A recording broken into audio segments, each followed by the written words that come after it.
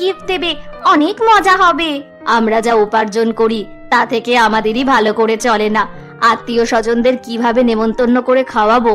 আমরা বরং নেহার জন্মদিনে নেহাকে অনেক নতুন জামা কাপড় কিনে দেব। আমি কিছু জানি না, তোমাদের যা ইচ্ছা তাই করো। এই বলে নেহা রাগ করে খাবার টেবিল থেকে উঠে চলে যায়।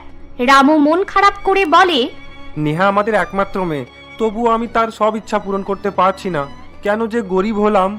আহ, এই নিয়ে তুমি এত ভাবছো কেন? কাল রাত পর্যন্ত রুটি বিক্রি করে সেই টাকায় আমরা নেহাকে নতুন জামা কাপড় কিনে দেব। নেহা অনেক খুশি হয়ে যাবে। এরপর রাতে খাওয়া শেষ করে তারা ঘুমিয়ে পড়ে। পরের দিন থেকে রামু ও পার্বতী বেশি বেশি পরিশ্রম করতে শুরু করে। দেখতে দেখতে নেহার জন্মদিন চলে আসে। নেহার বাবা মা তার জন্য অনেক নতুন জামা কাপড় ও জুতো নিয়ে আসে। হ্যাপি বার্থডে নেহা, এই দেখো আমরা তোমার জন্য নতুন জামা কাপড় কিনে এনেছি।